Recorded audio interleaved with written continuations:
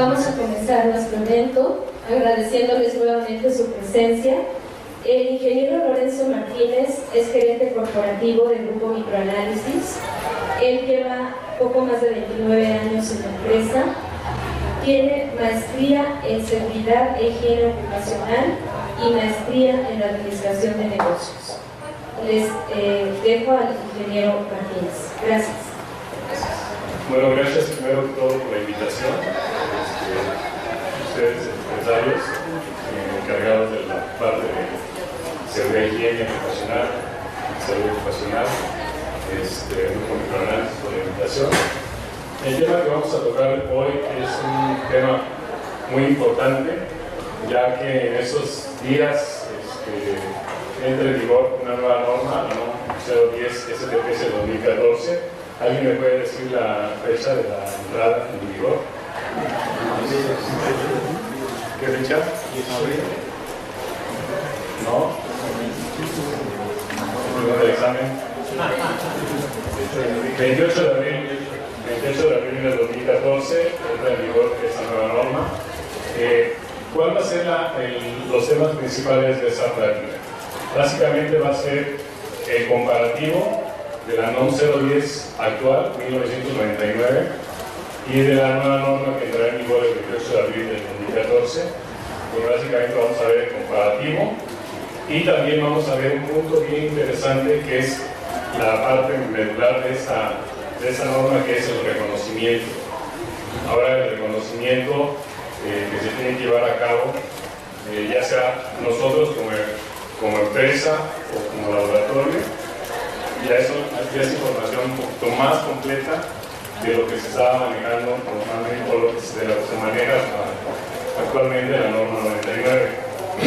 Ya va a ser un poquito mucho de información que en caso de que un laboratorio les vaya a hacer algún reconocimiento de algún estudio, una cierta información que va a ser un poquito, también depende de los contaminantes químicos que maneja nuestra empresa, ya va a depender si el estudio de reconocimiento es un poquito largo o puede ser hasta muy corto, ¿verdad?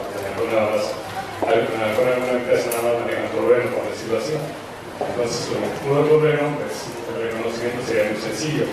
Pero hay muchas empresas, por ejemplo, que tienen hasta 500, 600 sustancias, por ahí ya nos tocó alguna, en donde en alguna hoja de seguridad tiene el producto y en esa hoja tienen varios ingredientes que se ponen en las hojas. Que tolueno, que es acetona, metilacetona, cipresano, etc. Y algunos otros compuestos que muchas veces no se pueden evaluar, no se pueden medir y no se pueden analizar, ya que no existe ni método de muestreo ni análisis y tampoco tienen límite máximo permitido de dispersión. Entonces, todos esos compuestos que no tienen con qué compararlo, pues los vamos desechando, ¿verdad? Porque no vamos a tener con qué comparar. Y la mayoría de ellos, pues, ya hay en el apéndice 1 de la norma 2014, ya hay una lista de límites máximos permitidos bastante extensa, que lo vamos a ir viendo más adelante, y tocar ese punto importante del reconocimiento. También vamos a tocar una parte de la evaluación, que no ha cambiado mucho, excepto algunos conceptos que están manejando ahora como límite superior de confianza, parte de estadística que tenemos que manejar ya para determinar, por ejemplo, la frecuencia de evaluación con que vamos a hacer nuestros estudios y también qué controles de ingeniería o administrativos vamos a aplicar, pero ya con base a la correlación entre el límite superior de confianza y el valor límite de exposición, que ahora ya lo manejan así como valor límite de exposición. Actualmente lo manejan como límite máximo permitido de exposición. Como ustedes pueden ver, en las normas, en cualquiera de las normas, ya sea de iluminación, de ruido, de temperaturas, todas ellas hablan de 3 etapas en la parte de higiene. Ya ven que normalmente en estas normas manejan la etapa de reconocimiento, después viene la etapa de evaluación y después viene la etapa de control. Esas son las 3 etapas que normalmente maneja lo que es la higiene industrial. La higiene industrial, por definición, es la ciencia y arte, así lo denomina la Asociación Americana de Higiene Industrial de los Estados Unidos. La ciencia y arte del reconocimiento, la evaluación y el control de todos aquellos agentes, sean físicos, químicos, biológicos. También ya no tarda mucho en incluir todo lo que son los factores de riesgo psicosocial y los factores de riesgo económicos. Eso también ya falta poco para que se incluya también. Ya lo metieron en el nuevo reglamento federal, entonces ya nada más hay que esperar. Parece que con las pláticas que he estado hoy con el STPS, ya también va a haber algo de economía y de aspectos de riesgo psicosocial. En la norma 99, la norma 10 de químicos, el 99, tiene un capítulo de bien obligaciones del patrón y obligaciones de los trabajadores. Vamos a mencionar nada más algunas de las obligaciones del 99 y más adelante vemos lo que son las obligaciones del patrón, pero ya bajo el enfoque de alguna norma en 2014. Mostrar a la autoridad de trabajo cuando así lo solicita los documentos que la presente norma le obligue a elaborar o proceder. ¿Esto a qué se refiere? Que muchas veces ustedes van a tener visitas de las autoridades por algún requerimiento y ellos les van a solicitar que presenten un estudio que conste de reconocimiento, de evaluación y no tanto de medidas de control. ¿Por qué no tanto de medidas de control? Porque normalmente en la norma 99 vienen establecidos unos recomendaciones de control, pero más enfocados en la parte administrativa. Ya en la nueva norma ya vienen un poquito las recomendaciones más específicas. No tan específico, me refiero a, por ejemplo, nos solicitan un estudio de ruido, nosotros damos unas recomendaciones. Lo que sí no podemos dar son recomendaciones muy específicas, como decirles, bueno, aquí puedes meter un silenciador de tipo reactivo o pasivo. ¿Y qué pasa? Que si ustedes, por ejemplo, yo les doy una recomendación como laboratorio a ustedes y toman esa recomendación, van y compran un silenciador, hacen toda la instalación y toda la ingeniería acústica. ¿Y qué pasa, por ejemplo? Si tenían un nivel de 92 decibeles, colocan ese silenciador para una prueba de robot, por ejemplo, y no les baja ni medio decibel, entonces el que va a tener que la banca soy yo. Tú me dijiste que un silenciador de tipo reactivo pasivo y no me sirvió de nada. Aquí nosotros como laboratorio no tenemos el alcance de dar recomendaciones muy específicas. Se podrían dar en algún caso en donde ya tengamos información de algunos estudios o ya de algunas recomendaciones realizadas y que hayan tenido éxito. No les podemos dar recomendaciones muy específicas que al final vayamos a terminar en pleito porque no se cumplió lo que nosotros recomendamos, no se pudo. Entonces la autoridad les va a pedir un estudio que cumpla con reconocimiento, evaluación y recuerden que es importante, ese es un punto bien importante, que lo que es la norma de agentes químicos, los estudios los tiene que realizar un laboratorio acreditado por EMA y aprobado por STPS. Si les hacen el estudio nada más con la parte de acreditación, si esos estudios van a la autoridad se los va a regresar porque les va a decir que no cumple, ya que no tienen la parte de la aprobación, nada más de la acreditación. Igual en la norma 2014 también es obligatorio que el estudio lo realice un laboratorio de pruebas acreditado por EMA y aprobado por STPS. Ahí tienen que ser los dos. Por ejemplo, en la norma de ruido dice el patrón tiene la opción, pero en la de químicos sí dice el patrón deberá contratar un laboratorio de pruebas acreditado y aprobado. Se tiene que informar a los trabajadores y a la Comisión de Seguridad y Higiene sobre los riesgos potenciales. Eso es muy importante porque muchas veces lo que hacemos es hacemos las evaluaciones, nos entregan el informe y lo aplicamos, pero lo aplicamos en el proceso para determinar o aplicar algunas medidas preventivas, pero a lo mejor no se lo informamos al trabajador y el trabajador quizá esté cerca de un área donde haya un químico tóxico y nosotros no se lo informamos o no le proporcionamos la las herramientas adecuadas para que él se esté protegiendo de manera correcta.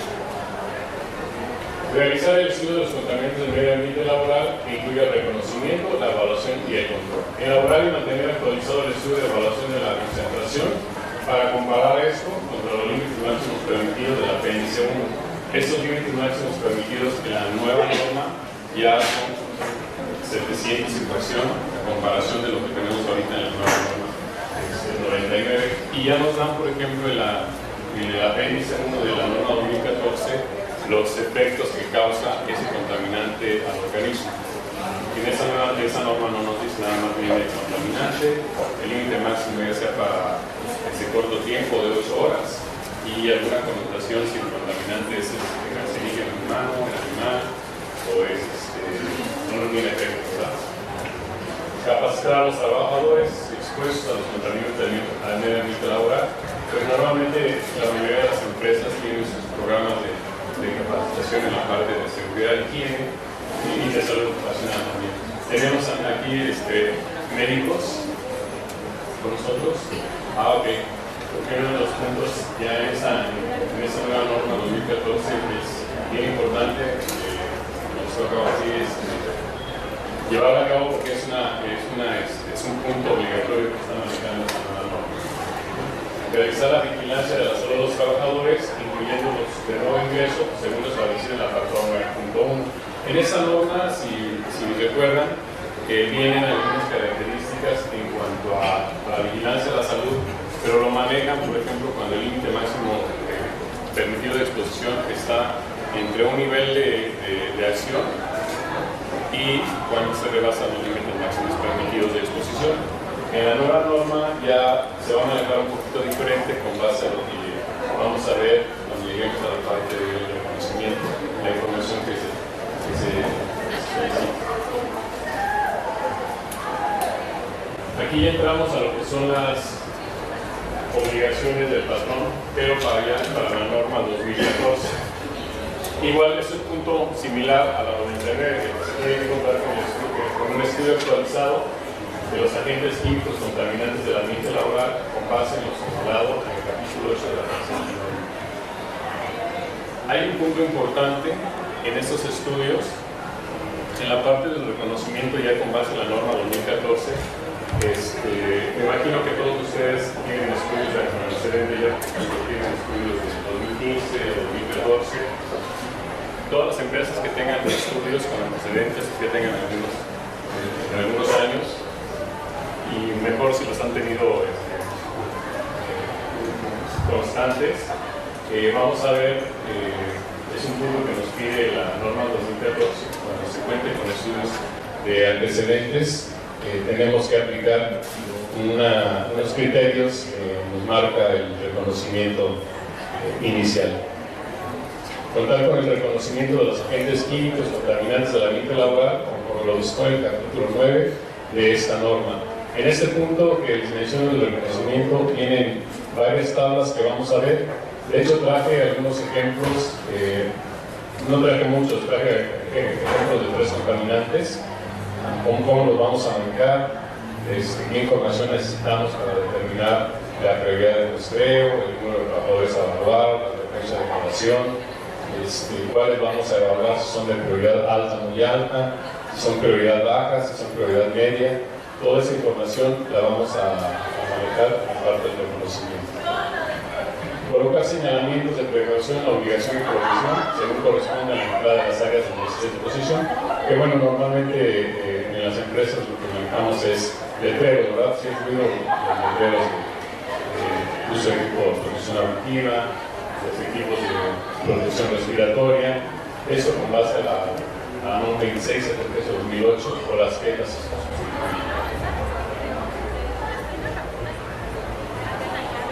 Contar con la evaluación sobre la concentración de los agentes químicos contaminantes del ambiente laboral llevada a cabo con un laboratorio de pruebas y disponer del informe de evaluación de conformidad con prevé el artículo 10.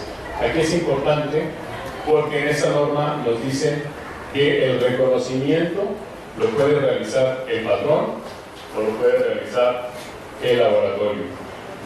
Pero al final al final de esto, nosotros como laboratorio tenemos que darle una revisada, y así lo marca la norma, al reconocimiento en caso de que lo haga el patrón.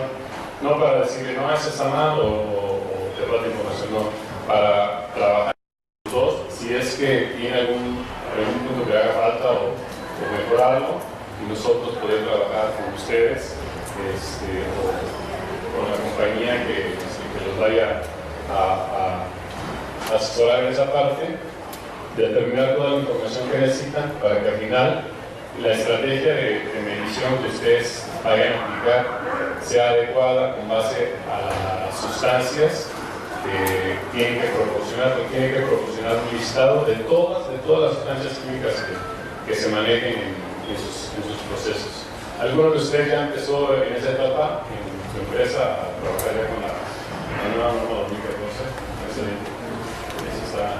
Eso es importante porque sí va a ser bastante talacha eso. Lo que les comentaba, por ejemplo, para la parte de los médicos, se realizar el monitoreo biológico por la exposición química al personal ocupacionalmente expuesto y cumplir con las disposiciones de la NOM 047 SSA 2011 o las que sustituyen. Ese punto ya es obligatorio en la parte de lo que son las evaluaciones de los indicadores biológicos de exposición y efecto.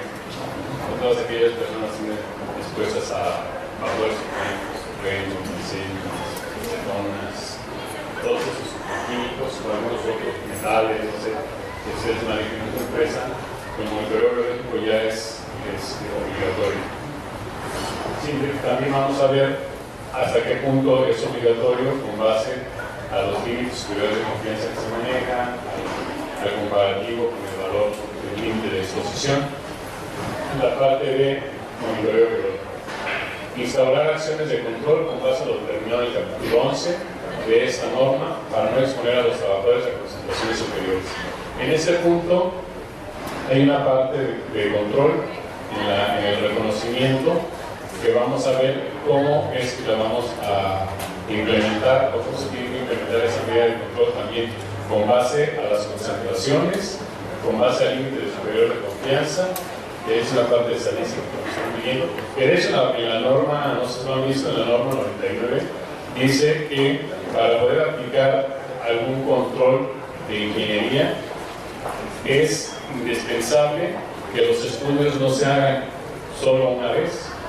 Porque a lo mejor cuando yo evalúo la concentración de X trabajador a una sustancia, ese día quizás no fue una condición normal de operación.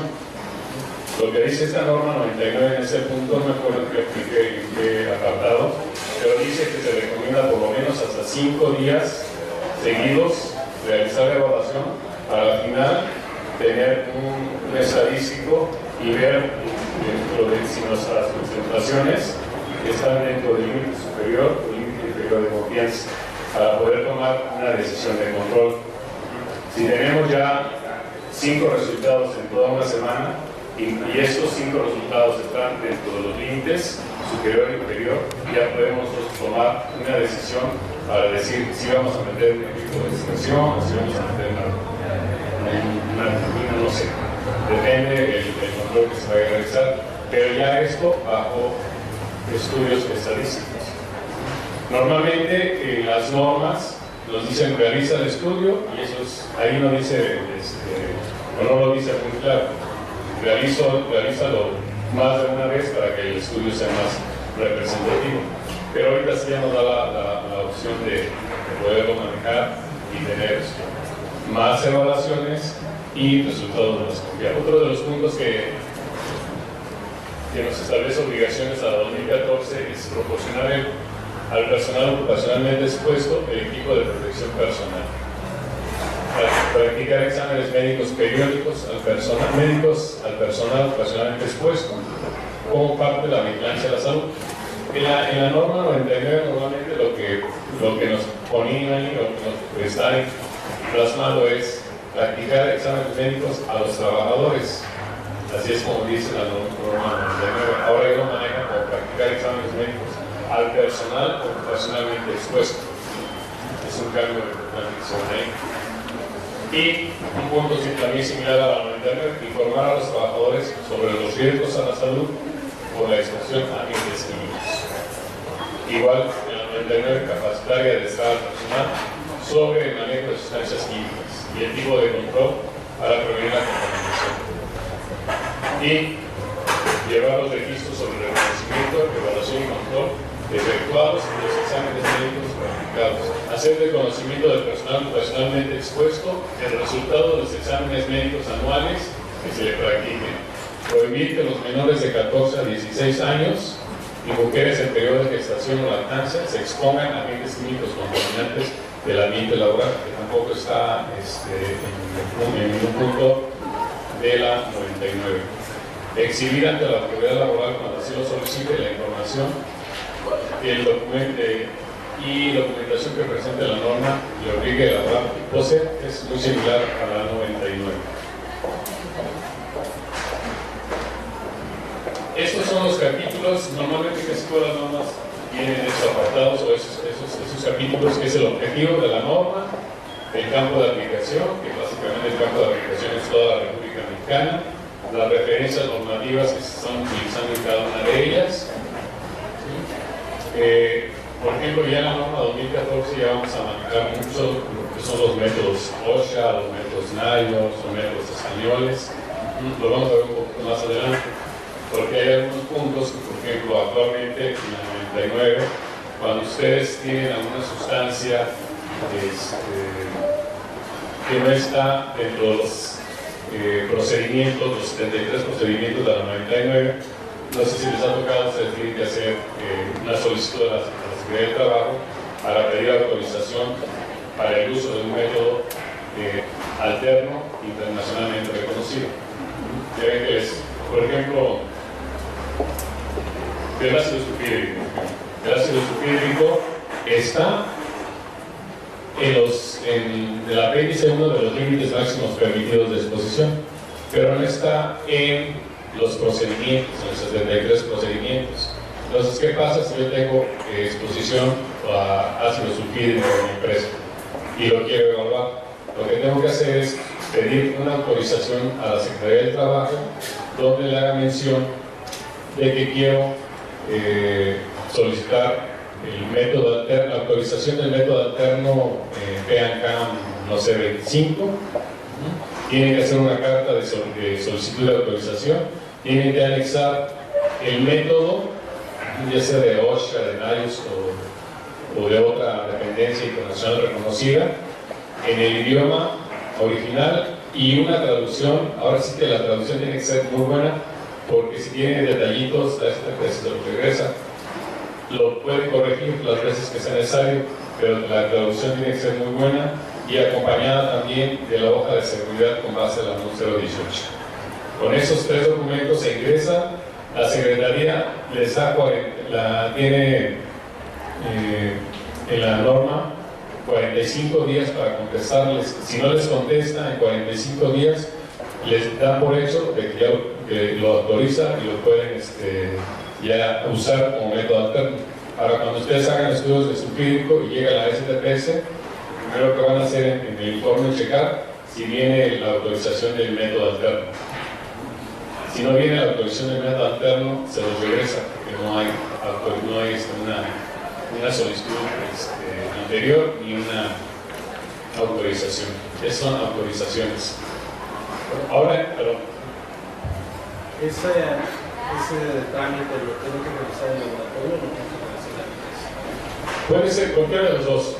Cualquiera de los dos. Normalmente nosotros hemos apoyado mucho a la empresa y lo hemos hecho nosotros en algunas ocasiones, pero muchas veces nos han pedido varios, entonces ya se nos complica un poco, pero puede ser tanto la empresa o el laboratorio que lo pueda tramitar. Muchas veces solicitamos, por ejemplo, a la empresa, oye, ¿tienes personal que te ayude que nos eche la mano para hacer la traducción del método? No, que no. Entonces nos llaman la forma en cómo poderlo traducir con personal de nosotros, si es que no están ocupados o algo así por el estilo, pero sí los podemos apoyar ya sea la empresa o el laboratorio para hacer el trámite de ese método alterno. Ahora ya en el 2014 ya también piden ese trámite, pero es un poquito, digamos que más rápido ya. Ya se pueden usar métodos de OSHA, de NIOS, los escaneos, algunos otros, pero ya va a ser un poquito más rápido el trámite. Lo vemos un poquito más adelante también. Bueno, bien, lo que son las unidades de medida, las obligaciones del patrón. De los trabajadores no los toqué mucho.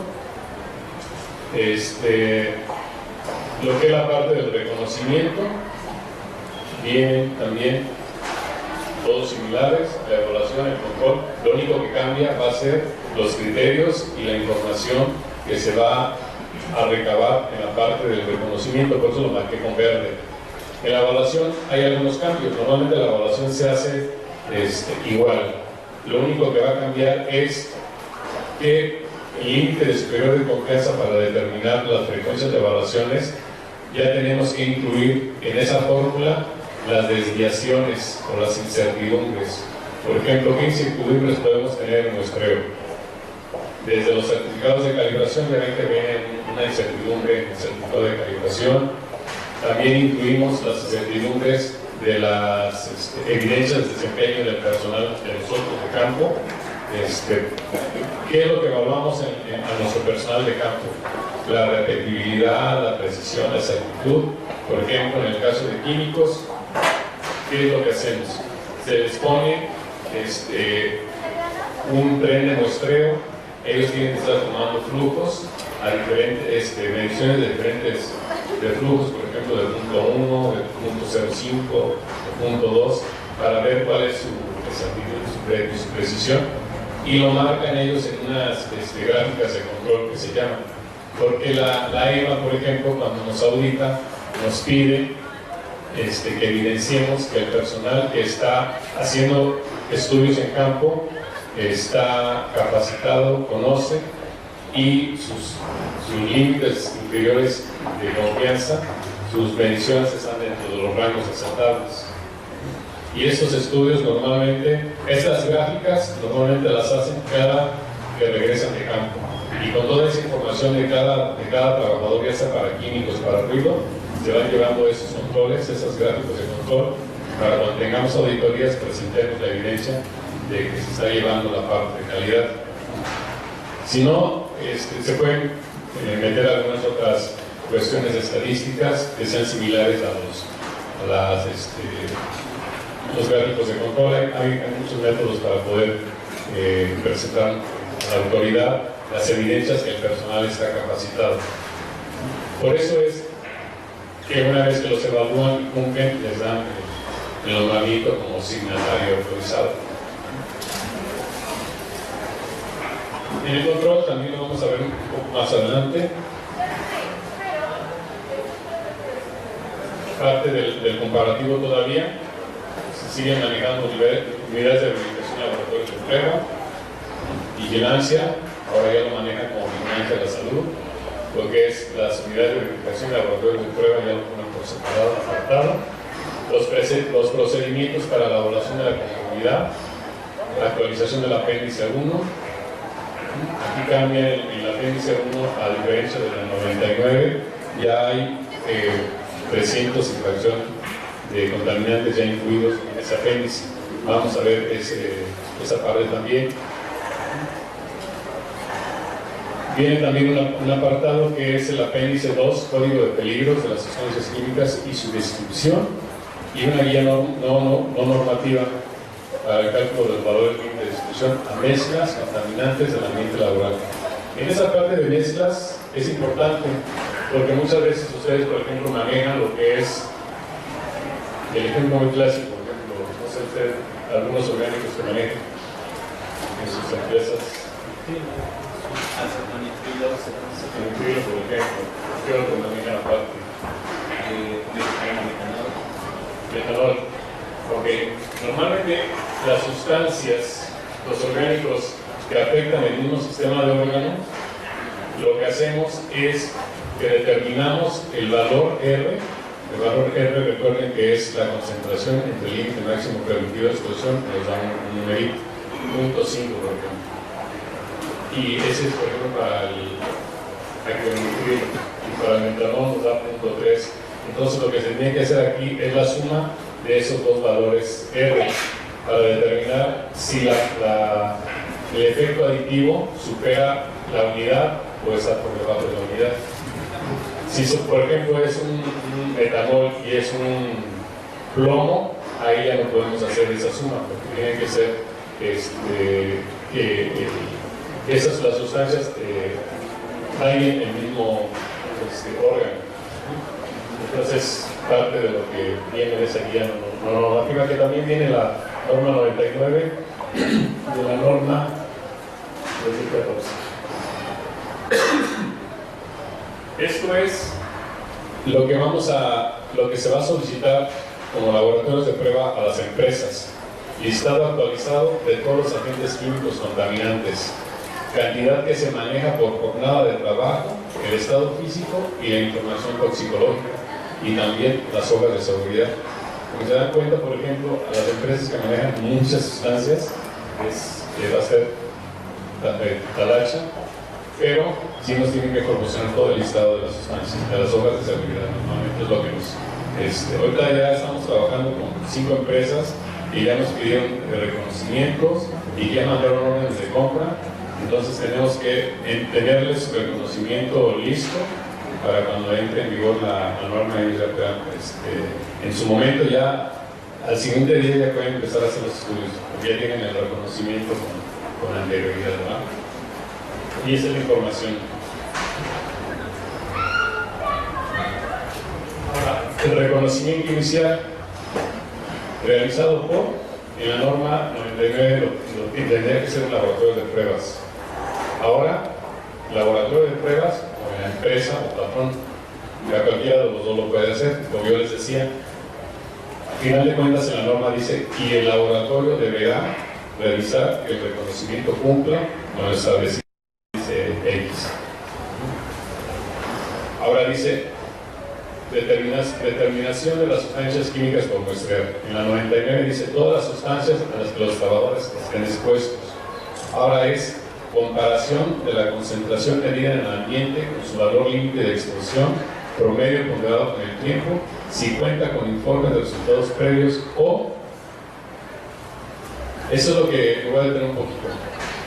De los informes que ustedes ya tienen, por ejemplo, si ustedes hicieron estudios en 2015, para comparar la concentración medida en el ambiente con el límite máximo permitido de exposición, para determinar la prioridad de muestreo, si ya se tienen estudios anteriores, ya ven que viene en la norma 99 una tablita donde dice frecuencia de evaluación y dice que, por ejemplo, si la concentración medida en el ambiente es menor a 25%, se tiene que realizar con 4 años, hasta la que dice que si la CNA o concentración medida en el ambiente es superior al límite máximo permitido, se tiene que hacer, es anual. Esa tablita viene en la 99. Ahora ya en esa nueva norma 14, nosotros ya podemos hacer la comparación si contamos con informes con antecedentes. Ahora también es muy importante considerar esto. Si ustedes se acaban de hacer sus estudios, por ejemplo, en este mes, y ya va a entrar en vigor la nueva norma el 28 de abril, ustedes no tienen la obligación de hacer sus estudios nuevamente el 28 de abril. No es atractivo eso. Si ustedes hicieron sus estudios en este mes y están dentro del límite, ustedes tienen que volver a hacer su estudio hasta dentro, por ejemplo, no sé, 2 años, un año. Ya depende las concentraciones que ustedes tengan. No es necesario de que, oye, pero es que yo lo hice en enero y ya va a entrar la norma en abril, ¿qué tengo que hacer? No, tienes que hacerlo hasta que todo toque otra vez en base a la norma que está en vigor. Si no los quieres hacer y te quieres esperar hasta que entre la norma en vigor, adelante. Pero tú puedes hacerla, si ya la hiciste, no hay ningún problema, no es obligación que lo hagas hasta el 28 de abril. Me entró esa duda y hablé a STPS y le dije, oye, ¿Qué pasa? Y yo tengo clientes que me están preguntando, que hicieron sus estudios en noviembre de 2015, y si es obligatorio, lo tienen que hacer otra vez en el 28 de abril, o a partir del 28. Dice no, no es retroactivo, si ellos lo hicieron y están sus resultados dentro del nivel de acción o por debajo del 25%, y son dentro de 2 años o 4 años, tienen que aplicarse el criterio. No es necesario hacerlo al 28 de abril o en adelante. Esta determinación de sustancias químicas es si contamos con informes. Si no tenemos informes con antecedentes, es la primera vez que vamos a evaluar. Para poder hacer esto, nos tiene que proporcionar la cantidad de sustancia que se maneja en el proceso con los puestos de trabajo, si son grupos de exclusión homogénea. ¿Recuerdan que es un grupo de exclusión homogénea? En la norma del 99 actual. Los grupos de exclusión homogénea son todos aquellos trabajadores que están expuestos a las mismas sustancias, en el mismo lugar, el mismo tiempo de exposición, que realizan lo mismo. Ese es un grupo de exclusión homogénea. Y hay una tablita, hay una tabla, que es la tabla 4, donde viene el número de trabajadores a monitorear. Tiene la población y tiene el grupo que vas a tomar. Si tienes 10 trabajadores, la norma te dice que tienes que evaluar 8. No me acuerdo exactamente la tabla. Si tienes más de 50, ahí sí me acuerdo, máximo tienes que evaluar 22. Aquí ya cambia un poquito, vamos a ver cómo cambia el número de trabajadores va a la baja. ¿Pero por qué va a la baja? Porque ya esta norma te dice que tienes que evaluar en primera instancia los resultados con valores altos y muy altos. Tienes que darle prioridad a los altos y a los muy altos. También vienen por ahí a los medianos y a los altos. Ya los bajos ya los va a poder ir separando. También tenemos que determinar la clasificación del riesgo y su volatilidad. En la tabla de reconocimiento vienen unas tablas que vamos a ver, y es donde les digo que vamos a hacer unos ejemplos con 3 contaminantes que traje. No recuerdo si el sulfídrico, la acetona, si no me equivoco, y no me acuerdo otro contaminante. Ya traigo lo que es su punto de ebullición, la clasificación del riesgo, y también la cantidad que se maneja. Aquí, si dan cuenta, la parte de cantidad es como que es más complicado, porque no sé si ustedes ya tengan, por ejemplo, en algún puesto determinado, por ejemplo, si están manejando metanol, en el ejemplo que luego me dio. No sé si ustedes ya tengan ahí metanol al día, maneja, no sé, medio litro o 500 mililitros, porque lo pide por día. Todo eso hay que tenerlo para que todos los puestos que se tienen, las cantidades que están manejando por día. Y la volatilidad, pues eso, el punto de ebullición, tenemos que sacar por información, ¿verdad? Que muchas veces la mayoría del punto de ebullición vienen las obras de seguridad. Entonces, ahorita vamos a hacer un ejemplo más adelante. Eso es cuando no se cuenta con informes de resultados previos.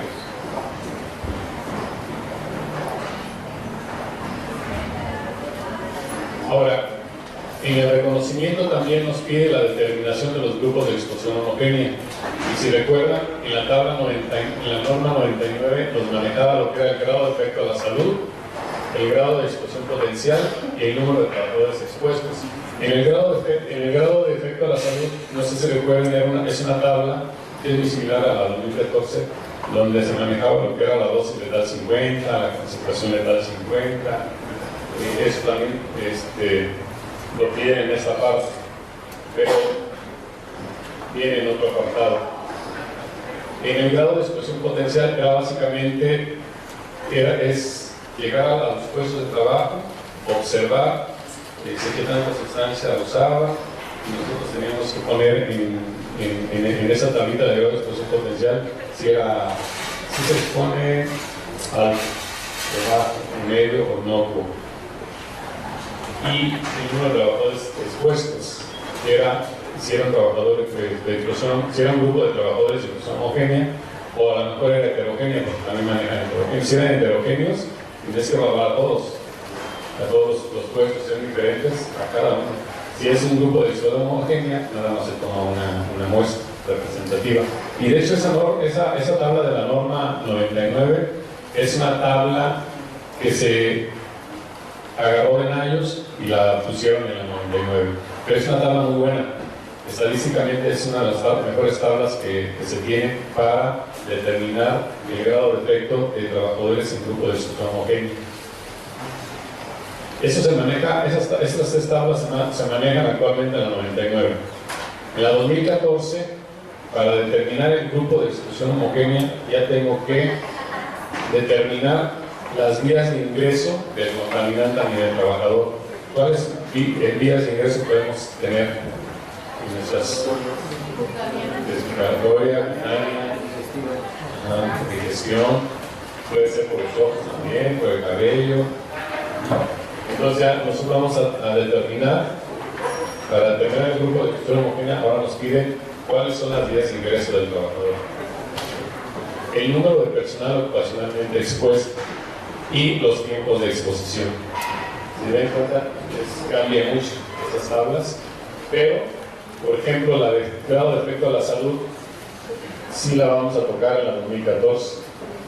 También viene el número de trabajadores expuestos y cuántos vamos a hablar de ellos, pero sí hay variantes también en cuanto a esa población. Aquí en los informes también hay cambios importantes. Lo que nos pedían, o lo que nos piden, perdón, en la 99, por ejemplo, la identificación de los contaminantes, las propiedades físico-químicas y toxicológicas de las sustancias, las vías de ingreso, la identificación de las fuentes generadoras en las zonas de riesgo y los números de trabajadores. Acá ya nos piden otra información, la identificación del centro de trabajo, información sobre las sustancias químicas o mezclas, identificación de las fuentes emisoras y características del área, proceso y puesto de trabajo. ¿Se dan cuenta? Cambia identificación de las fuentes generadoras y acá identificación de las fuentes emisoras y características del área, proceso y puesto de trabajo. Son cambios importantes. La identificación de los grupos de exposición homogénea, y acá ya nos ponen otras cosas. Determinación de la prioridad de las sustancias químicas o mezclas por muestrear. Identificación de los grupos de exposición homogénea. Determinación de la prioridad de los grupos de exposición homogénea. También ya con las tablas de reconocimiento le vamos a dar prioridad a los grupos de exposición. Personal ocupacionalmente expuesto a considerar para el muestreo. ¿Cuáles de esa población vamos a tomar para muestrear? Y la descripción de los controles administrativos o técnicos con base a lo que vamos a ver más adelante también, no hay que adelantar, los límites superiores de confianza y los valores límites de exposición. Ahora, la evaluación.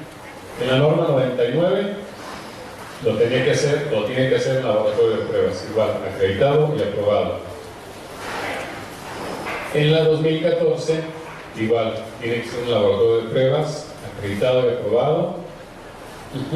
Y para el muestreo o para la evaluación se debe de contar con equipos requeridos para llevar a cabo el muestreo. Como ustedes les ha tocado en sus empresas, normalmente es una bomba de muestreo acoplado a un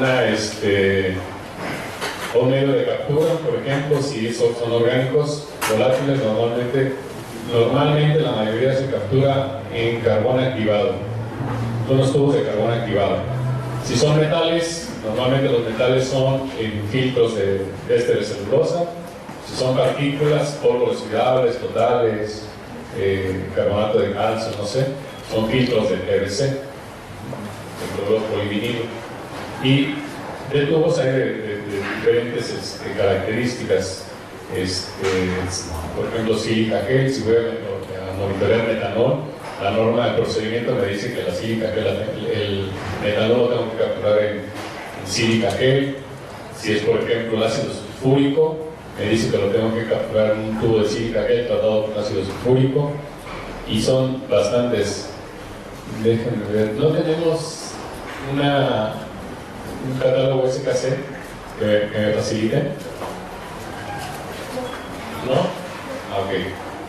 Bueno, es un catálogo donde vienen todos los métodos de muestreo, ya sean de Nagios, de OSHA, vienen los flujos con los que tienes que trabajar, viene el método de captura que tienes que utilizar, viene la técnica analítica que tienes que utilizar. Por ejemplo, si es un metanol, en las normas del metanol sí viene el procedimiento. Si está en el catálogo viene el metanol, viene su procedimiento, es un Nagios, un OSHA, dice que el flujo tiene que ser de 0.05 a tal, el medio de captura es sílica gel y el procedimiento de análisis es cromatografía de gases con un detector de ionización de flama o otro tipo de cromatografía, ¿verdad? Entonces son las características para llevar a cabo la evaluación. También nos piden, y una parte bien importante es la integridad de las muestras y las cadenas de custodia. Por ejemplo, en esa parte que es un poquito mucho caluroso, por ejemplo, se toman muestras de fenol, por ejemplo. Los fenoles se evaporan muy rápido, entonces en el procedimiento, ya sea nacional o Nagios o OSHA, ahí me dice medio de transporte, y pues no necesita refrigeración, o te puede decir de transporte, hielo, no sé. Ahí te dice exactamente cómo lo tienes que transportar y cuánto tiempo lo tienes que, lo puedes tener en tus manos y el tiempo que se lo tienes que entregar al laboratorio. Si por ejemplo es la sustancia que les mencionaba, se tiene que muestrear y llevarlas al laboratorio inmediatamente para que no se vaya a evaporar y al final de cuentas no tengamos un resultado erróneo por pérdida de la exacto. Tenemos que considerar en el muestreo también blancos de campo. Y muchas veces cuando los estudios son más específicos, porque yo quiero saber, tengo una demanda de un trabajador y quiero saber exactamente, aquí qué aplicaría, por ejemplo, una demanda de un trabajador. Me están demandando mi estrategia de mi muestreo a medirlo durante 5 veces la misma actividad en una semana, saco mis límites superior e inferior, ok, estoy dentro de mi límite. Entonces, con esos blancos de campo y con las mediciones estadísticas que yo hice, yo ya puedo tener más documentos o argumentos para poder litigar en un momento dado, ¿verdad? Pero si no tengo, por ejemplo, yo estudios, nunca he hecho estudios y ya se ha dado el caso que muchas empresas, por ejemplo, terminan su ciclo, se van, nunca hicieron estudios y después vienen por unas demandas pero impresionantes. Entonces, las empresas como se protegen si no tienen estudios, no tienen antecedentes para poder en un momento dado litigar. Pero si se tienen estudios año con año o los tienen la periodicidad como que marca la norma, pues se van a tener información de los trabajadores en qué puestos estuvieron, a qué concentraciones estuvieron expuestas. Si cuando llegaron, por ejemplo, ya venían los daños, también hay que tenerlo bien anotadito. Entonces, todos esos estudios de las cadenas de custodia, por ejemplo, tienen que ir bien llenas. ¿Por qué la cadena de custodia? Porque es la que llega a la recepción de los laboratorios y checan si el estudio se hizo con el procedimiento adecuado, si llegó en preservación adecuada, porque si llega ya por ejemplo se tiraron o venían los tubos, sus taponcitos, cuando hacemos el muestreo tienen que ponerse los tapones, los tubos. En ese momento llegan la cadena de custodia a todas esas condiciones, va para atrás las muestras, no te las recibo, o te las recibo con una desviación, pero ya es responsabilidad tuyo, muestrador, para que lo avises a tu cliente. Ya sea que se la repitas o ya es cuestión de ponerse de acuerdo. y eso no lo pide en la 99. Si hacen mención en los procedimientos que se debe de contar con un sistema de calidad para la transportación, que es un poquito más específico. Ahora, en la norma 99, tenemos tres tipos de muestreos. La muestra continua, que es cuando nosotros vamos a sus áreas, a sus trabajadores, les colocamos un equipo para medir, yo sigo con el metanol, y esa muestra, como va a ser continua, tiene que estar a las 8 horas, las tiene que traer el trabajador a las 8 horas. Yo sé que no se trabaja las 8 horas porque tiene su hora de alimentos y todo, 7 horas por ejemplo. Entonces, ese es un tipo de muestra continua en un periodo completo de la jornada. La otra es muestra consecutiva en un periodo completo. ¿Qué quiere decir? Que son varias muestras y que al final de cuentas nos da las 8 horas. Y de ahí un poquito menos de 8 horas, ¿verdad? Porque no vamos a tener las 8 horas. Y muestras consecutivas en un periodo parcial. Pueden ser varias muestras, pero no necesariamente las 8 horas. Esos son los tres diferentes tipos de muestreo que tenemos en la norma 99. Y en esa nueva norma, si dan cuenta, es lo mismo, pero ya nos pusieron aquí muestras de corto tiempo y pico. Evaluaciones son concentraciones muy cortas, y muchas veces son esas concentraciones muy cortas son de contaminantes muy cancerígenos o muy críticos. Por ejemplo,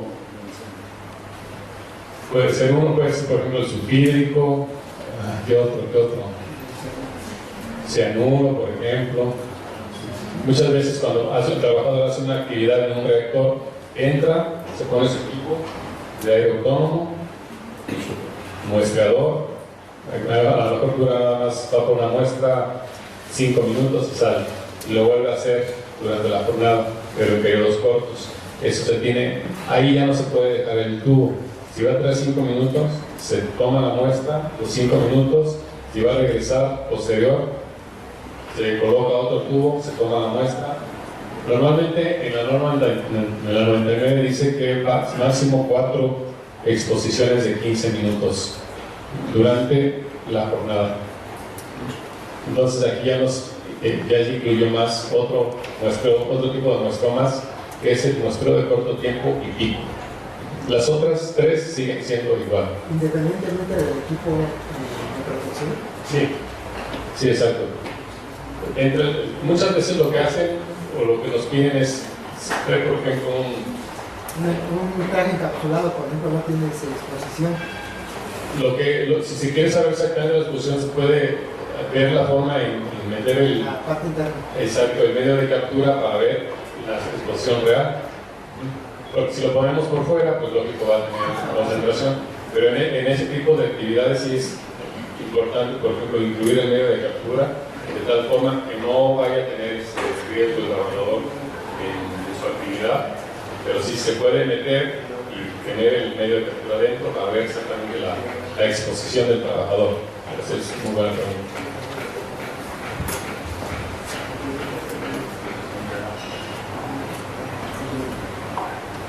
La acreditación y aprobación de los laboratorios de prueba también es un punto que manejan las normas. En la norma 99 actual se maneja por procedimiento o método para el monitoreo y cuantificación de los contaminantes del medio ambiente laboral. Ahora la acreditación y aprobación ya va a ser por técnica analítica y por procedimiento o método de muestreo y determinación analítica. ¿Qué pasa ahora? Normalmente las visitas de acreditamiento de la EMA y de la STPS muchas veces pueden llegar el mismo día. EMA y STPS. EMA informa a STPS. X laboratorio tiene visita de seguimiento. Tal fecha, STPS te invitamos para que estés con nosotros. STPS, no puedo, yo voy posterior. O puede llegar, ok, vamos juntos. Entonces, ahora lo que va a hacer la EMA es evaluar al laboratorio únicamente las técnicas analíticas. Ya no van a evaluar al personal de muestreo. Ahora, el que va a evaluar al personal de muestreo es la STPS. porque normalmente antes llegaba la EMA evaluaba al personal de campo y evaluaba la parte técnica, y a mí después llegaba la STPS, evaluaba personal de campo y evaluaba a personal de laboratorio. Ahora ya no, ahora va a llegar la EMA para evaluar únicamente a los analistas. Eso es la parte de análisis. Y posterior ya va a llegar STPS a evaluar únicamente al personal de campo. EMA va a evaluar los equipos, pero de análisis, los cromatógrafos, la balanza analítica. A ver, tu balanza es de .001 microgramo, ¿no?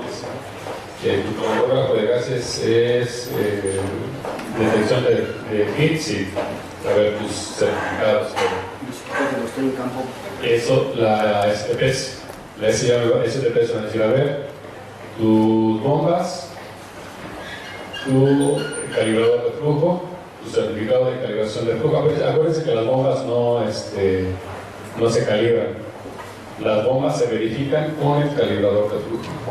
Nosotros no calibramos, nada más verificamos. Los que calibran son ¿cómo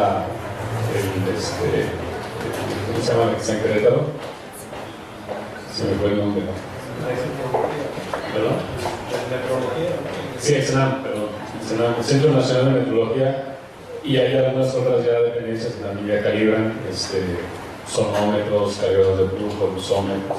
Entonces la STPS me va a evaluar a mí, al personal de campo y a todo lo que incluya muestre bombas, si es fluido también los sonómetros, los dosímetros, si son luzómetros, el luzómetro, los de temperaturas elevadas, abatidas, todo eso ya lo va a evaluar la STPS. Ya no se va a meter, ahora sí que se zapatea los zapatos. Aunque yo no, mucha gente de EMA, por ejemplo, es muy capaz y sabe tanto parte técnica como parte muestreo. ¿Por qué? Porque muchos laboratorios están dentro del patrón de evaluadores de la EMA. Entonces muchos de ellos son muy capaces porque, aparte de que tienen su laboratorio, participan en las evaluaciones de la EMA. Todo eso se maneja muy bien porque muchas veces ya no se ha tenido tantos problemas, porque muchas veces había como conflicto de intereses, porque hay de cuenta que llegaba al laboratorio X, voy con el análisis a buscarle por todos lados.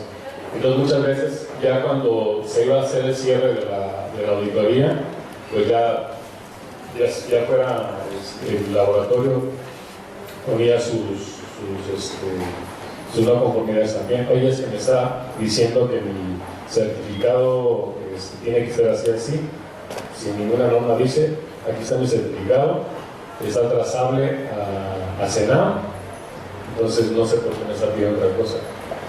En el laboratorio eso no pasa y pasa. Porque también hay gente que está evaluador líder, que él es juez a decir si pasa o no pasa, o el ingeniero tiene la razón, o estás mal, porque muchas veces había conflicto de intereses, no era un laboratorio que venía a evaluar otro. Este análisis de resultados normalmente nos pedían que se hicieran con la aplique, ¿verdad? Factores de corrección al día, la concentración promedio al ponderado y los límites máximos expresados en miligramos metro cúbico por parts por millón. Ahora ya nos pide, por ejemplo, la concentración medida en el ambiente ponderada en el tiempo, el factor de corrección por día o por semana, el cálculo de las concentraciones en el ambiente laboral, es otro punto ya diferente que ya cambia, la obtención del límite superior de confianza y la comparación del límite superior de confianza con el valor límite de exposición a efecto de seleccionar acciones de control. Esas son las dos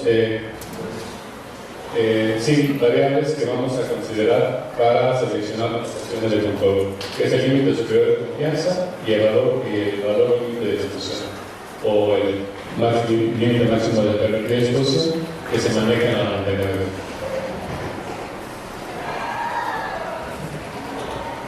La 99 actualmente tiene 565 sustancias en la MC1 y y en el rigor, el 28 de abril, ya son 764 sustancias. La primera fueron los casi 603 sustancias más, ya se incluyeron en el apéndice. Y ya viene, ¿cómo se llama? En el apéndice de la norma 2014, ya viene una columna donde vienen los efectos que causa ese contaminante, que el hígado, que el riñón, que viene todo, ya viene más concreto.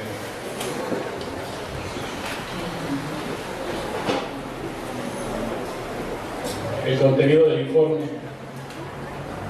se dan cuenta, es el nombre de la empresa o razón social, los datos del muestreo y la comparación e interpretación de resultados. Datos del muestreo me refiero a que tenemos que incluir en sus informes el volumen, el flujo, el tiempo, el medio de captura, aunque en la norma 99 no pedían un medio de captura, pero sí se incluye.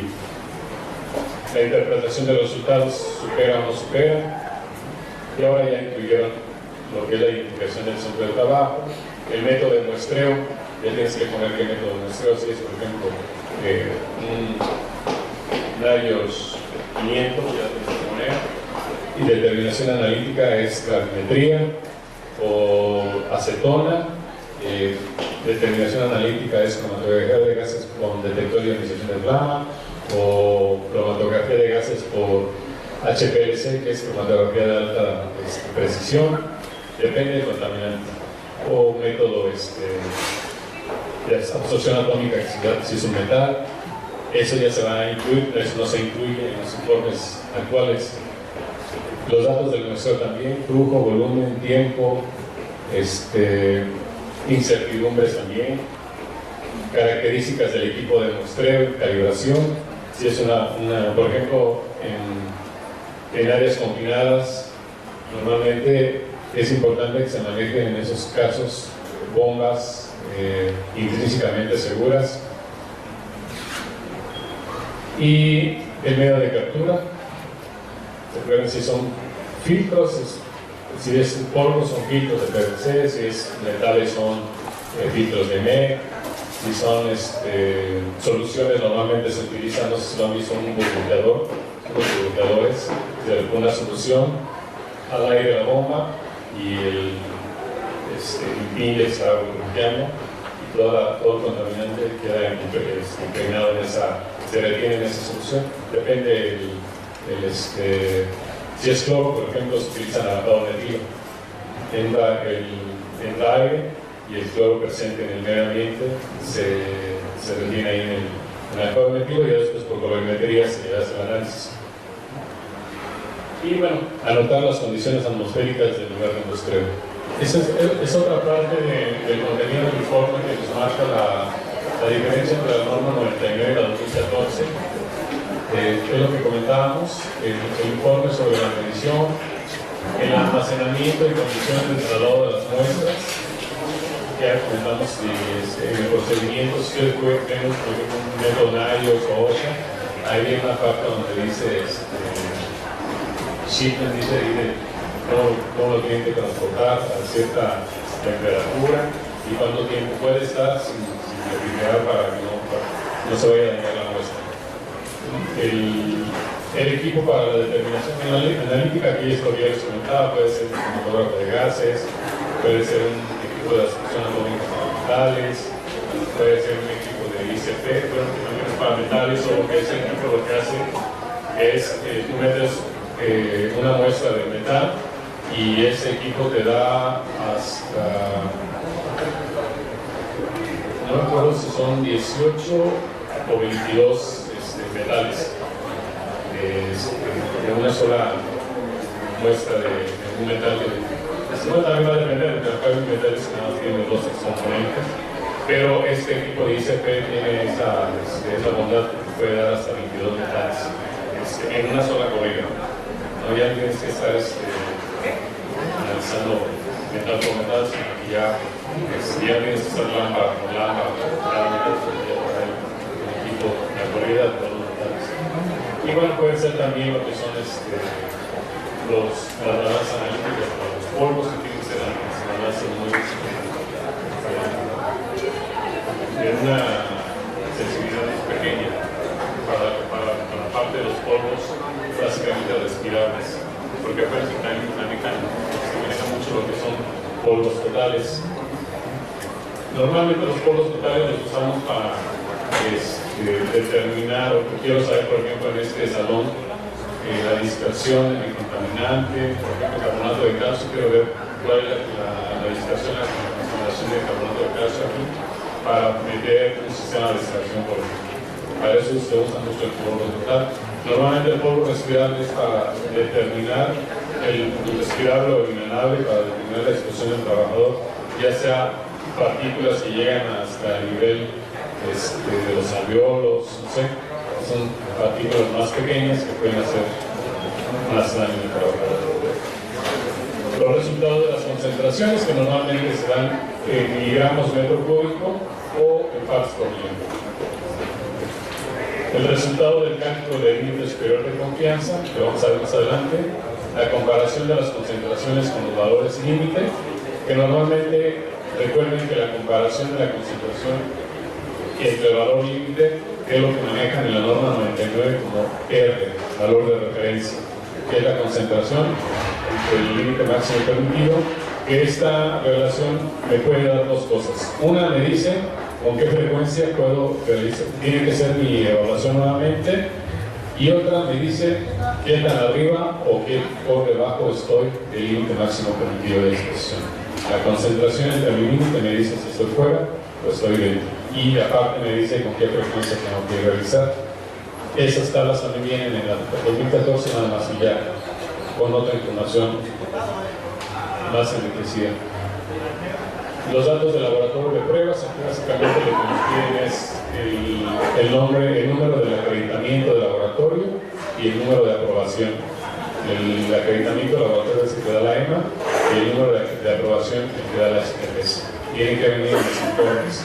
Aparte, normalmente se acostumbra a poner en el informe copia de la acreditación, copia de la aprobación y los certificados de calibración de los equipos que se utilizaron.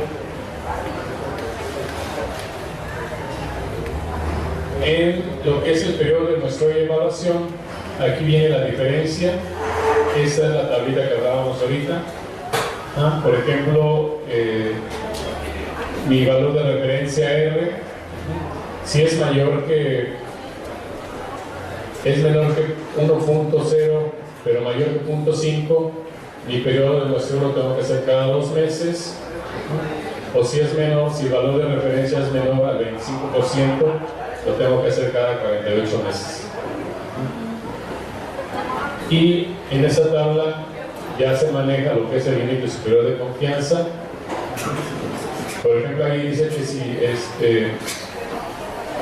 nos maneja lo que son 3 meses, 6 meses, 12 meses, 18 meses y hasta 24 meses. Nos da los límites superiores de confianza comparados con el valor límite de exposición. Por ejemplo, en este caso, el último, por ejemplo, el primero, si el límite superior de confianza es mayor que el valor límite de exposición, lo tengo que realizar cada 3 meses. Y hasta el de 24 meses. Son las diferencias que están manejando en una norma entra en vigor el 28 de abril.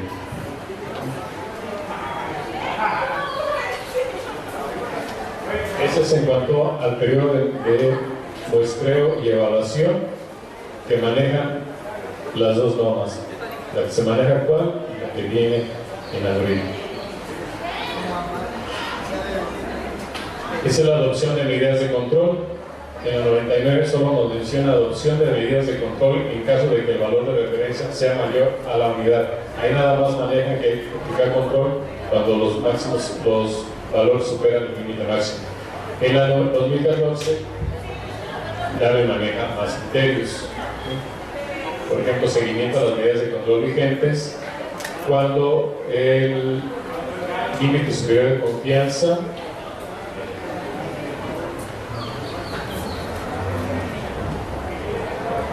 cuando el valor límite de exposición es menor al límite superior de confianza.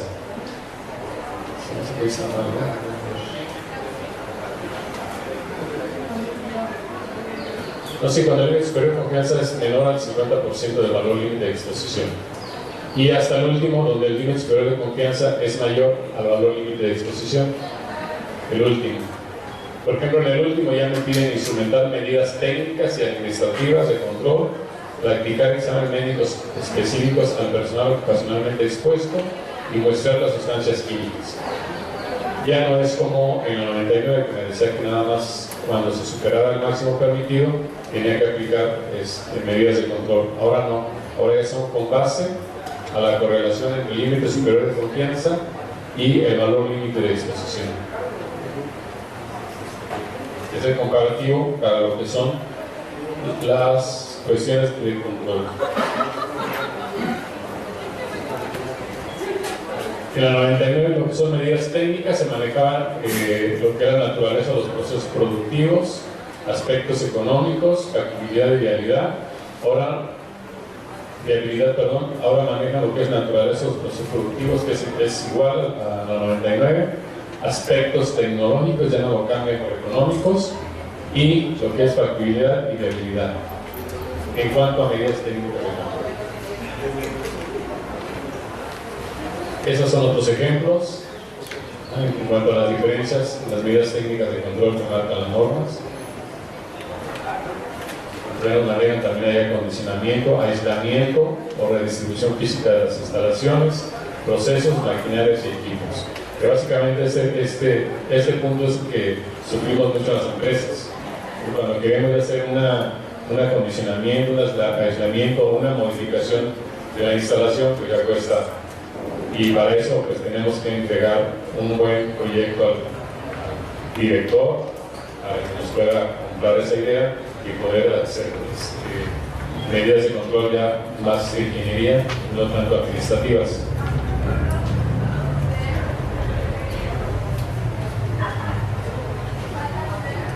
Esas son otras también. Utilización de sistemas de ventilación general, empleo de sistemas de ventilación por extracción localizada, dotación de contenedores, sustitución de sustancias químicas. Es así, sí.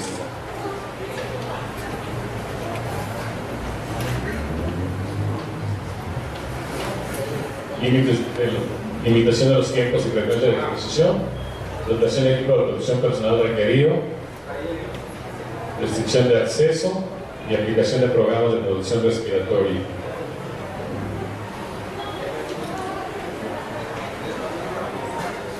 Ahora, si se dan cuenta, por ejemplo, lo que son medidas de control cuando se manejan sustancias químicas cancerígenas, lo que son la 1 y la 2, en la norma 10 no teníamos nada de eso. Aquí a 2014 sí nos están poniendo tres renglones, que es suministro de equipo de producción personal respiratoria de alta eficiencia o purificadores de aire de presión, utilización de sistemas de ventilación por extracción localizada, aislamiento del área, departamento o proceso involucrado. En la 99 no nos manejan nada de control cuando son sustancias cancerígenas. Esa es lo que es la diferencia en cuanto a vigilancia a la salud. Se dan cuenta, se manejaba muy poco en la norma de la 99, ahora ya está más completa en lo que es la parte de la 14.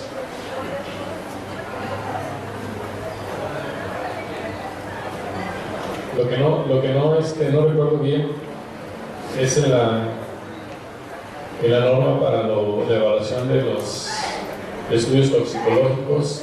No recuerdo cuántas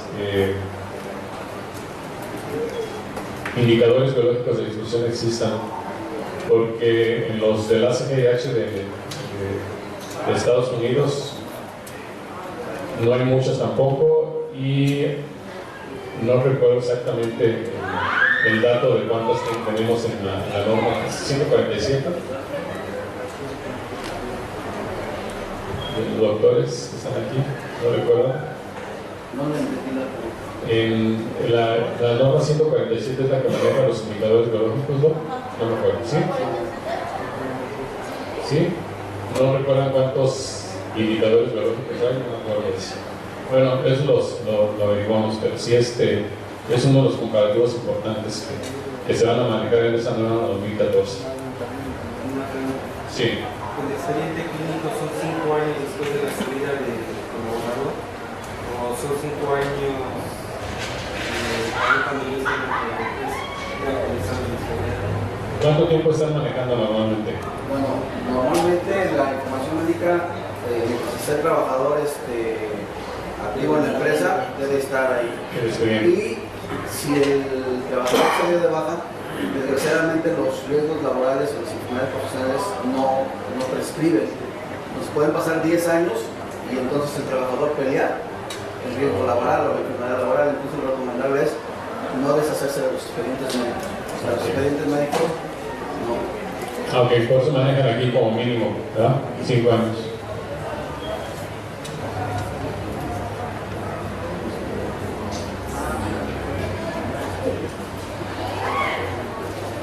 Esa tabla no viene en el comparativo, pero yo quise sacarlo por efecto. Por ejemplo, efectos al sistema respiratorio son 508 sustancias, efecto a los ojos 232, trastornos al sistema nervioso central 162, daños a piel 118, daño a hígado 98, cáncer de diversos órganos 63, alteraciones de la sangre 55, bueno, ahí está, hay un dato equivocado, y daño al riñón.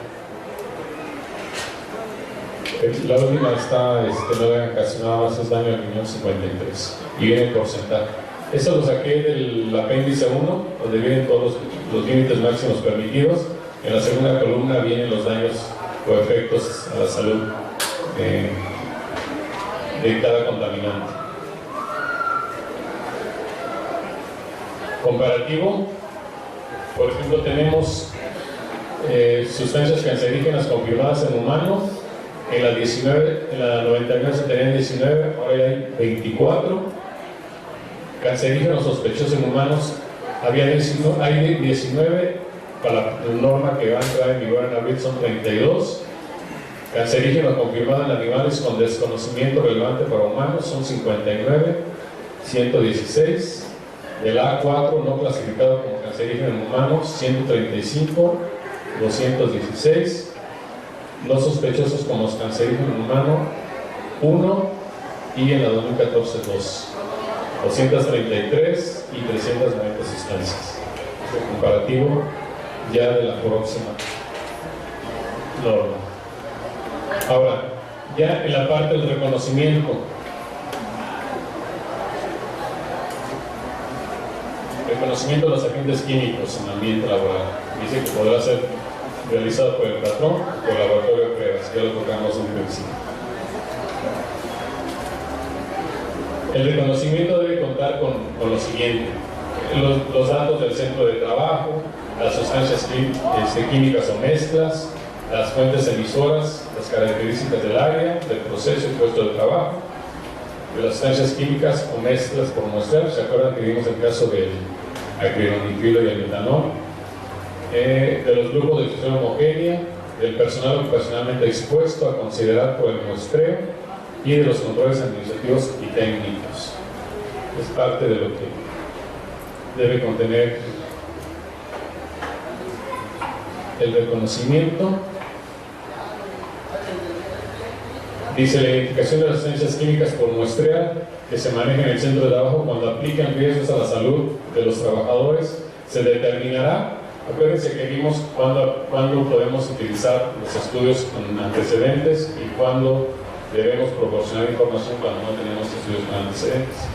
Dice: conforme a lo que prevé el numeral 9.4 de esta norma, cuando se cuente con informes de resultados previos de los agentes contaminantes del ambiente laboral que hayan sido elaborados por un laboratorio de pruebas o, de acuerdo a lo determinado en el numeral 9.5 de la presente norma, en caso de no contar con informes de resultados previos para los agentes contaminantes del ambiente laboral que hayan sido elaborados por un laboratorio de pruebas,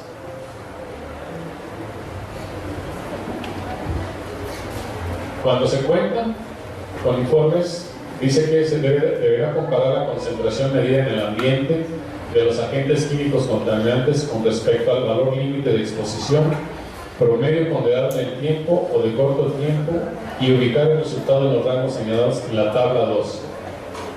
Y abajo, si se dan cuenta, dice muestrar las sustancias químicas con prioridad muy alta, alta y... ¿Cuál es la tabla 2? Esta es la tabla 2. Esta es la tabla de prioridad de muestreo. ¿Cuáles vamos a considerar? Las muy altas, las altas y las moderadas.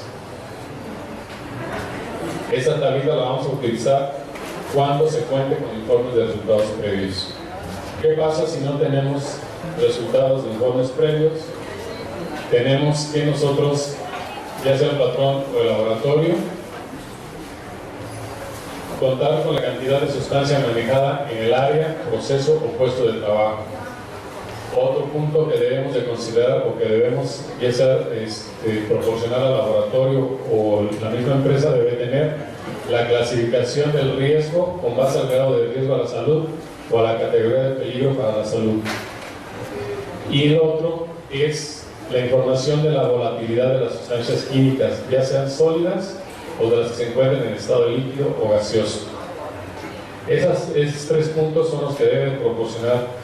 Si el patrón no lo va a realizar, lo va a realizar un laboratorio y no hay informes con antecedentes, esta información es la que deben de proporcionar al laboratorio. Para determinar el que dijimos, en la tablita 2, la prioridad de muestreo, ¿ok?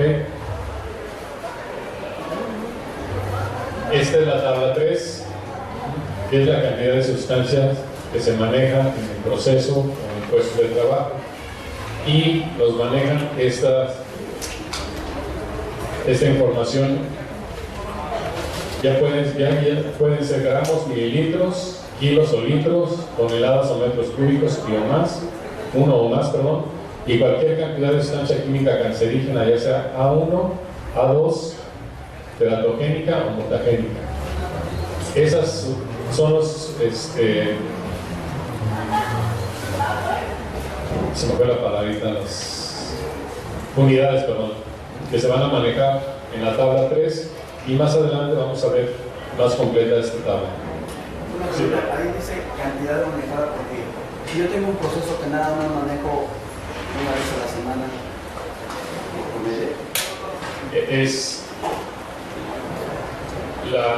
el proceso es mismo siempre, manejan la misma cantidad siempre. Pero nada más una vez a la semana, o puede ser inclusive a veces una vez cada 15 días, nada más. ¿Tengo que promediarlo en esos 15 días? Sí. La cantidad oficial para sacar la... Sí, de hecho, esa pregunta también la hicieron en otras pláticas. Yo pregunté y me dijeron que sí puede ser, porque muchos que manejan, también me preguntó el ingeniero por acá esa pregunta, y de hecho me quedé de tarea porque le voy a hacer hay 2 cuestionamientos a STPS, y de esa información de lo que salió ahorita te los voy a retroalimentar, porque sí es muy importante. Por ejemplo, el ingeniero tiene 500 sustancias, 600 sustancias, y hay muchas que no maneja, por ejemplo. Y si, bueno, ¿qué hago con esas sustancias que no maneja?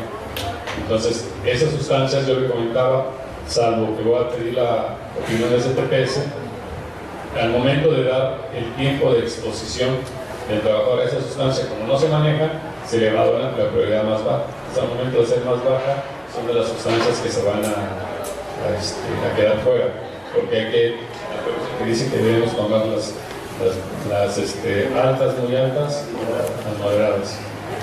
Pero eso primero lo va a preguntar a STPS. Es también interesante analizarlo por turno de trabajo.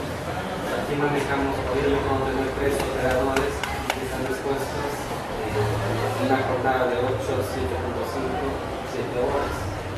¿Por qué por día? Y no por qué por turno. Sería un poquito más interesante. Por el riesgo potencial. ¿Por qué por día y no por turno? Si los trabajas nada más 8 horas, esa es su condición normal de operación, entonces tienes que hacerlo. Exacto, con esa base. Pero a mí me queda aquí la duda, es un proceso que hago una vez al semana, cada 15 días. Entonces, ese total que utilizo, por medio de los 15 días me va a salir un nivel, mi conveniencia base. Entonces, sí, no, eso es lo que voy a preguntar también. Porque sí,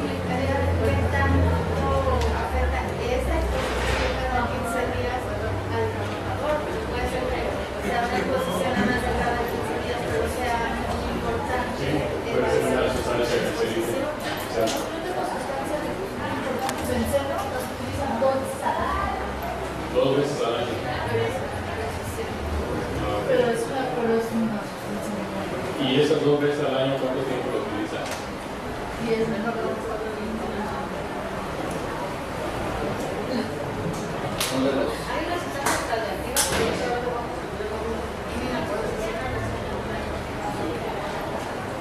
Sí, aquí en ese caso lo que se tenía que hacer nada más sería hacer la evaluación.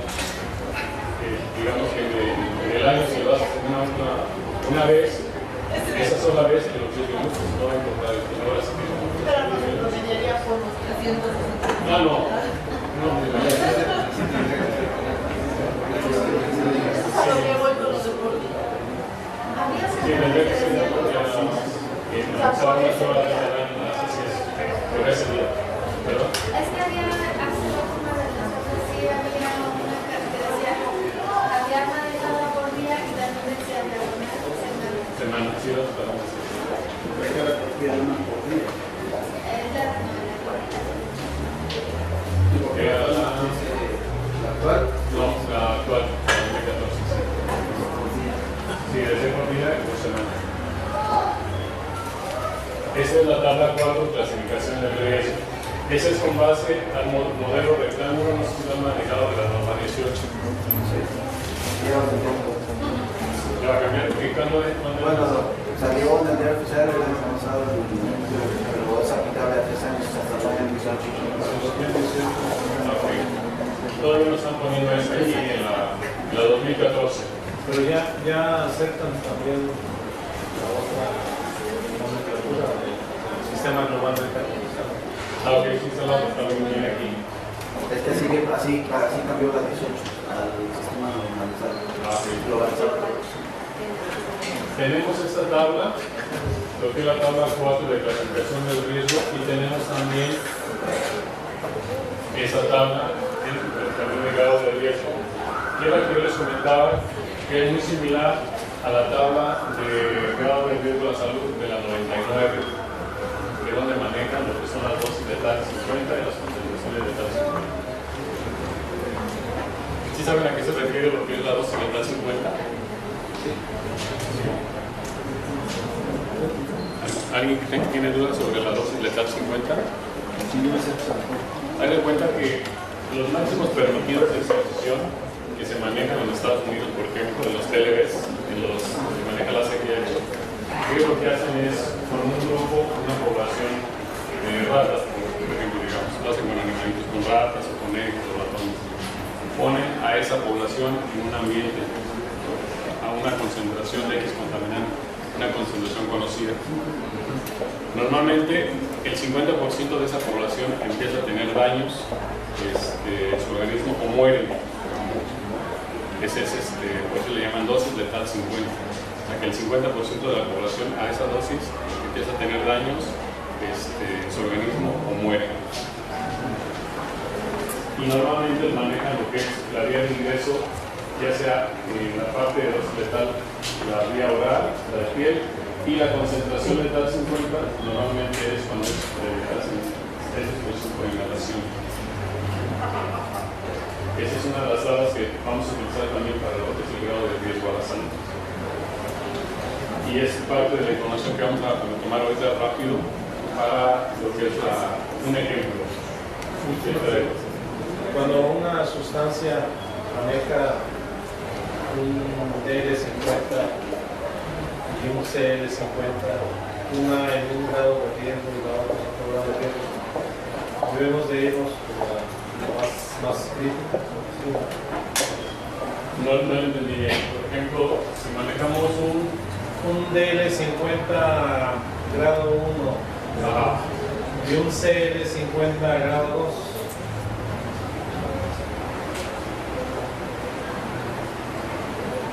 No, se tiene que tomar con base a la información de bibliografía. Viene, por ejemplo, porque tú puedes tomar, por ejemplo, para rata, la dosis letal 50 de grado 1. Y si tú buscas la concentración de letal 50 para rata, por ejemplo, muchas veces no viene. Puede venir dosis letal 50 nada más y no viene la concentración de letal 50. Sí, pero O viceversa. en unas fichas de seguridad manejan. En unas vienen ambas.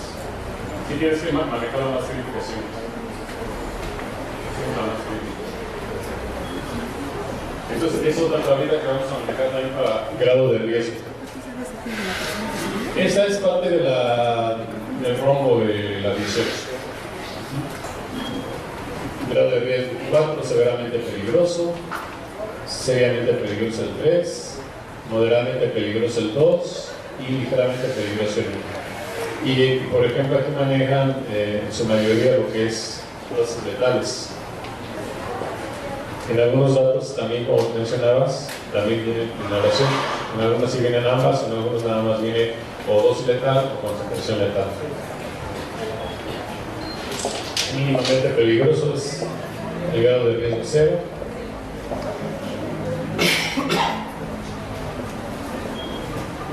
Este es el rombo en el caso.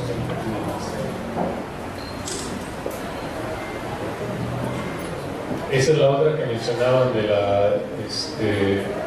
el sistema globalmente armonizado para clasificación y comunicación de riesgos. ¿Alguien ha manejado esa tabla? ¿Sí ya? Sí. Así, pero finito. Está complicado, ¿no? Sí, está complicado. Tiene que estarle checando, dando una buena leída a esa tablita. Además, hay más clasificaciones.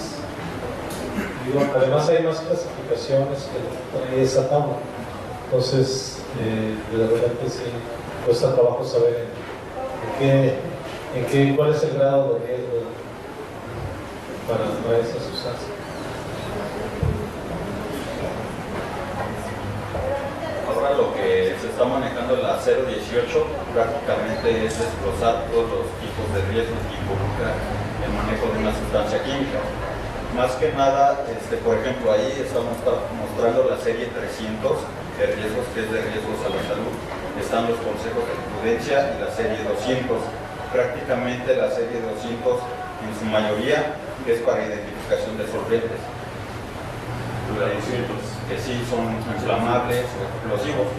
Bueno, ahí cabe mencionar que también hay diferencias de que un solvente puede explotar porque a ese se le dan unas condiciones y un explosivo es una sustancia especialmente diseñada para eso.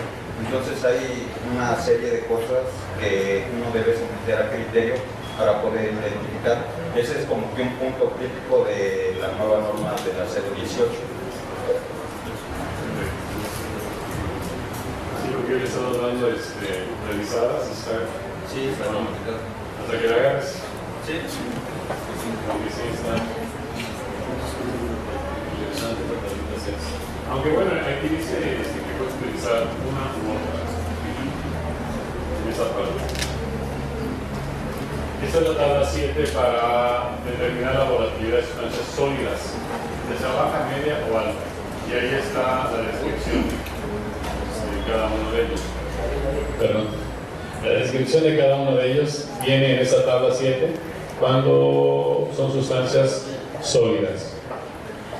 En la parte de la tabla 8, básicamente cuando son sustancias, determinación de volatilidad de sustancias químicas, líquidas, perdón. Y en la parte de abajo dice que todos los gases se consideran de alta volatilidad. Entonces, esas tres renglones son los que vamos a utilizar para sustancias en estado líquido: baja, mediana y alta. Esta es la tabla 9 para determinar la prioridad de muestreo de las sustancias químicas. Por ejemplo, yo les decía que tengo, por ejemplo, ácido sulfídrico.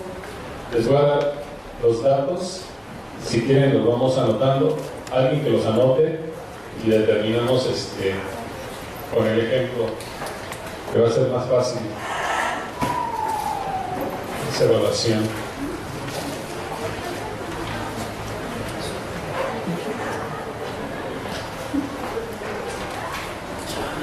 Miren, por ejemplo, tenemos en el nombre de la sustancia, vamos a manejar tolueno.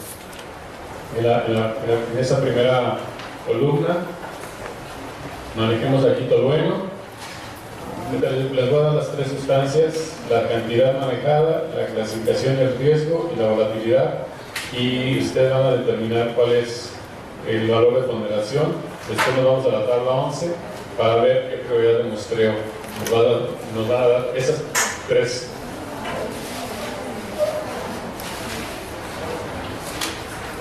Miren, por ejemplo, el tolueno, en la parte de clasificación del riesgo,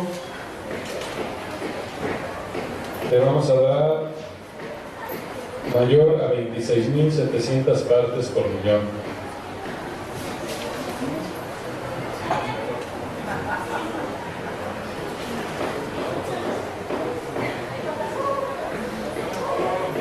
Volatilidad le vamos a dar 110.6 grados centígrados.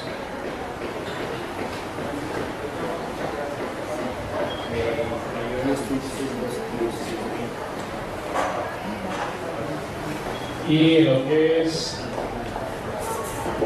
cantidad, vamos a darle, ¿cuánto les gusta de cantidad? De 1 a menos de 250, no, menos de 1000 mililitros, por ejemplo.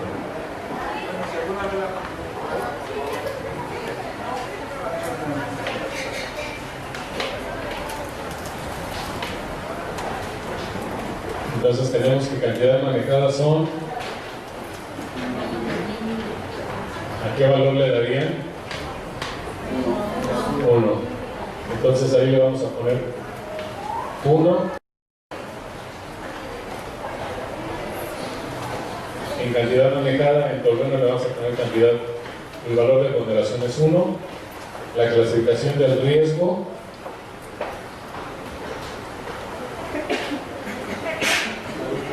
dijimos cuánto era, mayor a 26.000. Entonces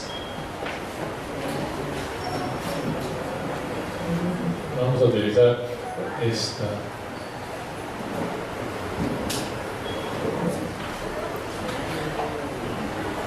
Mayor a 26.700 partes por millón. Estamos hablando de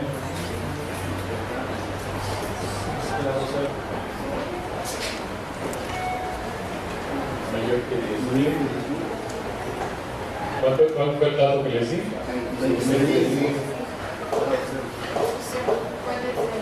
Es esa, ¿no? Mayor que 10.000. Porque esta es mayor que 2.000 hasta 10.000. Es esta. Entonces me tendrían que dar ¿qué grado de riesgo? 0. Y el grado de riesgo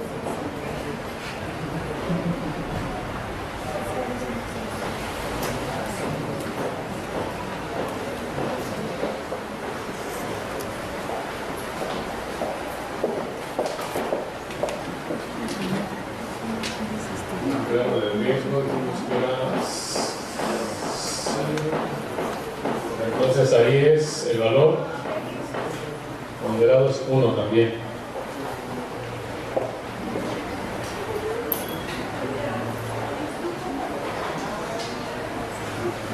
Volatilidad dijimos que era 10.6. Ok.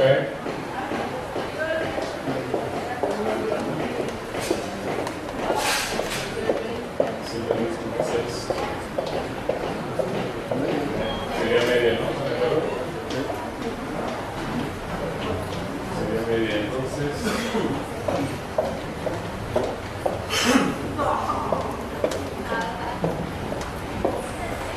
Valor sería 2.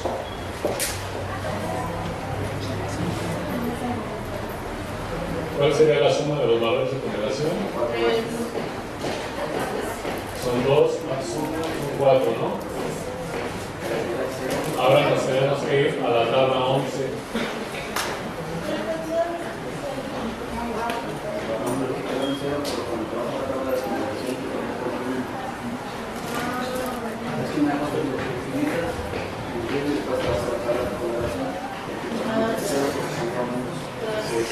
Entonces aquí nos dice que es 4. Y entonces la prioridad de expansión sería baja. Es decir, hasta ahorita tendríamos que dejarla para ver de las otras.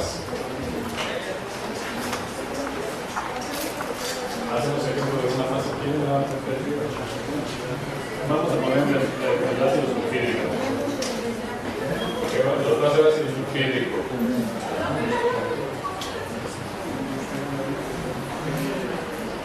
¿Quieren acetona o ácido sulfídrico? Acetona. Acetona, entonces vamos a acetona. Vamos a darle en acetona, les doy los datos. Son 56 grados centígrados. El punto de ebullición. El grado de riesgo 5.800 miligramos por kilogramo. Dosis letal 5.800 miligramos por kilogramo.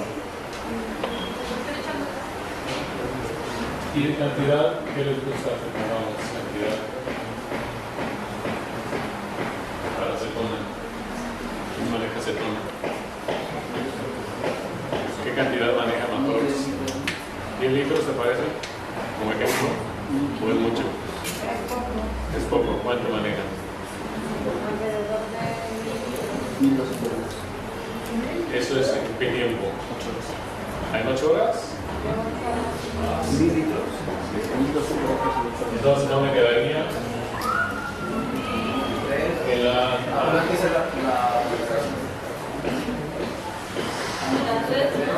el valor de ponderación sería 3.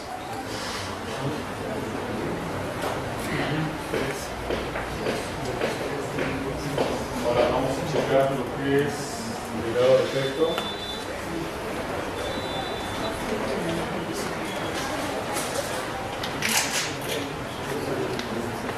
Dijimos que son 5.800 miligramos por kilogramo.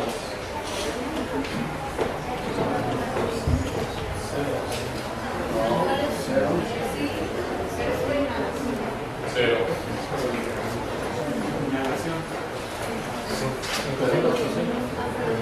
Pero son 10 miligramos por kilogramo. Esas son tantas, esos son miligramos por litro. Falso por millón. La que estamos dando es la de miligramos por kilogramo oral. Perdón, se me olvidó decirles eso. Puede ser oral bien, vamos a manejar oral. 5.800 miligramos por kilogramo. Sería cero, ¿no? Porque dice ahí mayor que 5.000 y aquí estamos diciendo 5.800. ¿Qué dato nos falta?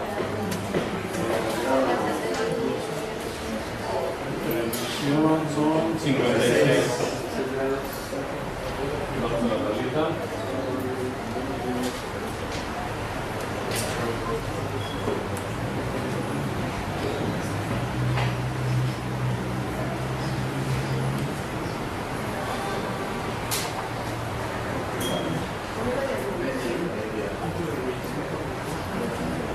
Sí, quedaría en media.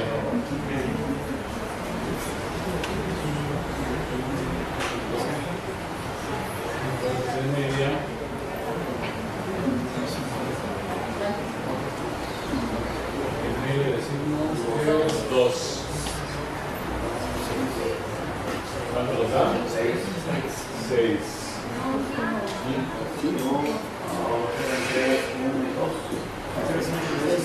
Es que el cero que estábamos dando cuando le puede mover la hora de ponderación. ese 0 que era el grado de riesgo, ese es el grado de riesgo. El valor de ponderación es el número que está a un lado, por eso corresponde a 1. ¿Es 6 correcto?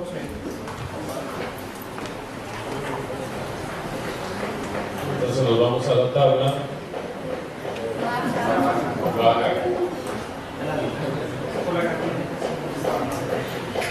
Así es como hay que ir manejando de todo el listado de sustancias que si un laboratorio lo deja hacer, todas esas sustancias se tienen que ir relacionando de esa manera. Y después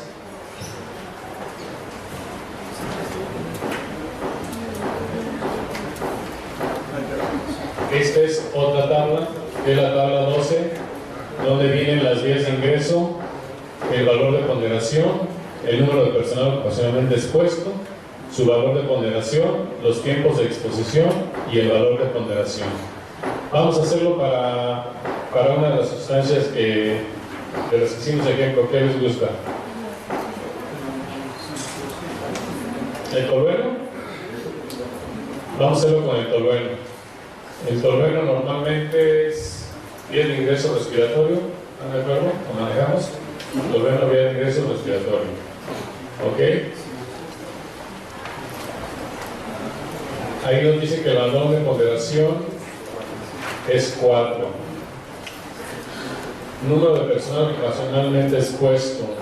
Dice de 25 a 100. Pero ¿qué pasa, por ejemplo, si yo tengo menor de 25?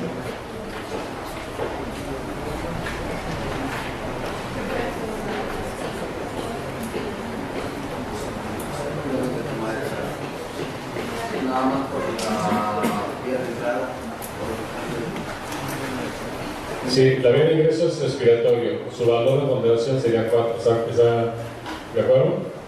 Ahora, número de personal ocupacionalmente expuesto.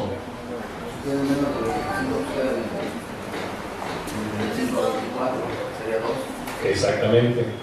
Esa tabla también la hemos estado viendo con STPS, porque se supone que tiene que ser exacto, pero en este caso, así como lo manejó, está excelente.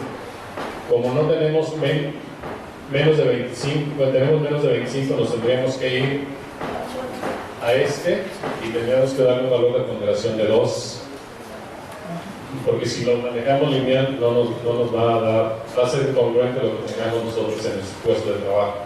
Es que aquí siento que lo que está mal es la forma como hicieron la tabla, porque cuando se entiende que si yo tengo por vía respiratoria tomo el 4, si tengo menos de 25 tomo el 2, y si tengo menos de 1 hora voy a tomar el 1. Así es. Más que nada es la forma como hicieron. Lo deberían haber hecho como separado.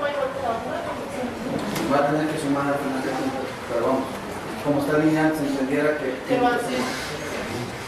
entonces tenemos 4 y 2. Ahora, tiempo de exposición. ¿Cuánto tiempo de exposición les gusta? De 7 a 8, ok. Entonces tendríamos que dar un valor de ponderación 8. 14. Ahora nos tenemos que ir a la tabla.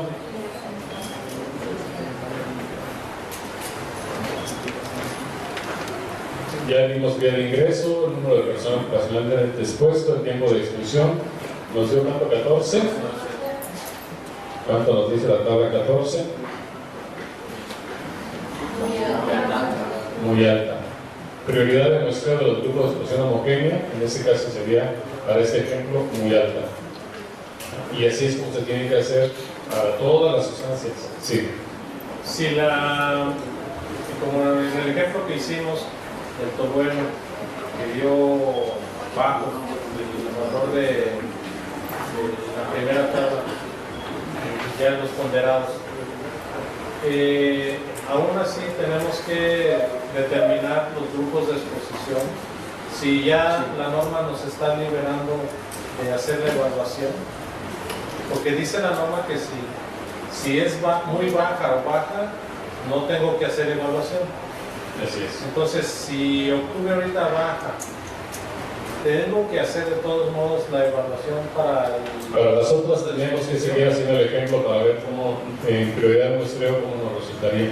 Por los tiempos de exposición, por el número de personal ocupacionalmente expuesto. O sea, jugando con esas como ejemplo, a lo mejor se nos daría, podría caer una de ellas también en muy alta, ya considerando la vía de ingreso, el tiempo de discusión y el grupo de discusión homogéneo. Pero si ese criterio que está comentando sí es correcto. Podemos ir ya descartando varias de ellas, si en un momento dado sabemos que ya no va a haber, que nos van a dar bajas. Porque si las están moderadas tenemos que dejarlo, pero ya bajas y ya podemos ir desechando. No desechando, sino no considerarlas en nuestra... Ya en el resto del proceso. Así es. Y se dan cuenta, por ejemplo, esto es para ejemplo de 3 instancias. Ahora cuando tienen, por ejemplo, en su caso, 500, bueno, algunos manejan nada más una o 2 instancias, ¿no? Puede ser.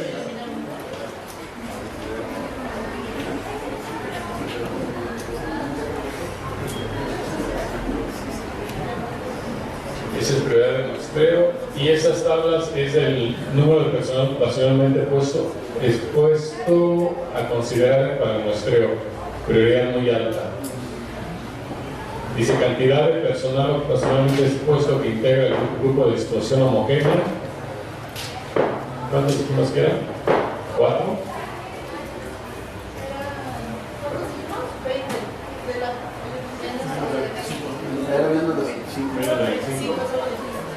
Pero manejamos el rango de 4 a 25, ¿no? Ajá, 4 a 25. Aquí está de 6 a 25.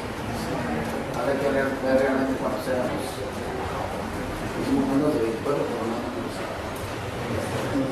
menos. Podría ser más 17. 17.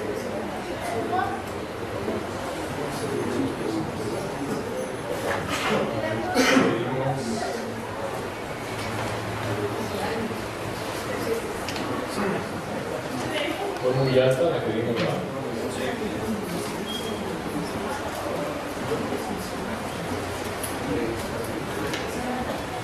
Sería el 5, ¿no? El número de apoyo considerado para mostrar en prioridad muy alta. Y viene la otra para prioridad alta y moderada. Y ya no maneja lo que es la baja.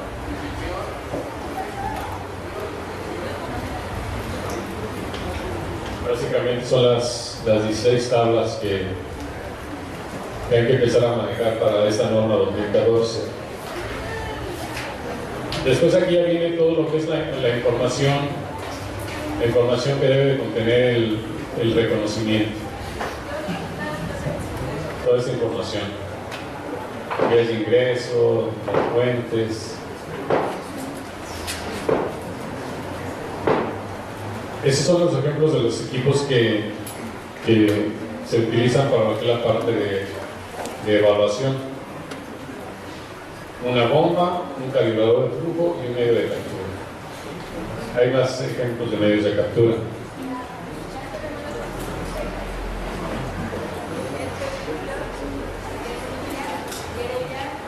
Este es el ejemplo del tipo de muestras que hablábamos antes del receso. Muestras consecutivas en el periodo completo, que son las 8 horas, un poquito menos de 8 horas. Las muestras consecutivas en el periodo completo, que son varias muestras, 8 horas, y muestras consecutivas en un periodo parcial, son varias muestras, pero no necesariamente 8 horas. Son los tipos de muestreo. Aquí está lo que les comentaba en cuanto a los límites superiores de confianza. Por ejemplo, esta primera ecuación es para muestras continuas en un periodo completo, para 8 horas. Aquí se maneja un intervalo de confianza del 95%, que es el que está manejando en esta norma, que básicamente es el límite superior de confianza es igual a la E, que es el valor promedio de la concentración, más 1.645, que es una constante que se refiere al límite de confianza de 95, multiplicado por el coeficiente de variación total, que básicamente es la incertidumbre de la medición y el análisis. Aquí yo tendría que, o tenemos que entregar, por ejemplo, las incertidumbres de los certificados de calibración, las incertidumbres de los signatarios, ¿qué más puede ser? Las incertidumbres de sus pruebas de aptitud, las que pide la EMA, la SPPS, y también las de laboratorio, todas las incertidumbres que manejan en los análisis, las alícuotas, toda la información que manejan las tenemos que sumar como coeficiente de variación total multiplicado por el valor límite de exposición. Ese dato nos da un periodo de confianza para muestras consecutivas de un periodo de 8 horas. Después viene lo mismo, pero para muestras consecutivas de un periodo completo o muestras consecutivas de un periodo parcial. Exactamente la misma ecuación, pero dividido entre la raíz cuadrada de n, que n es el número de muestras. En estas manejamos, pueden ser varias muestras para 8 horas, o pueden ser varias muestras y no necesariamente 8 horas, por eso es la raíz cuadrada del número de muestras.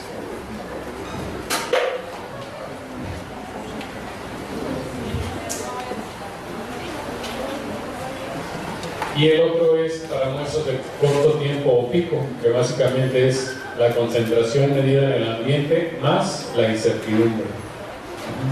Ahí no se alcanza a ver mi persona ahí, con la incertidumbre determinada por el laboratorio de pruebas.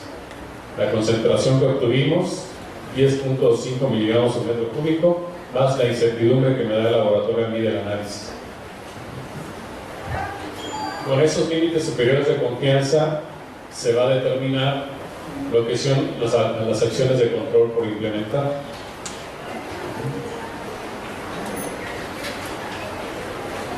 Desde la menor, digamos que la más sencilla a la más complicada, el periodo de confianza es mayor al valor límite de exposición o al límite máximo permitido de exposición, pues aquí nos dice que las acciones a implantar en cuanto a medidas de control.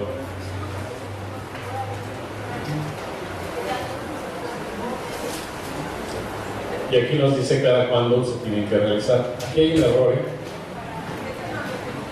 dice acción a implantar, ahí es la frecuencia de evaluación, en la segunda columna, donde dice acción a implementar, arriba es frecuencia. Al menos una vez cada 3 meses, una vez cada 6 meses, una vez cada 12 meses, una vez cada 48 meses o una vez cada 24 meses, con base al límite superior de confianza con relación al valor límite de exposición.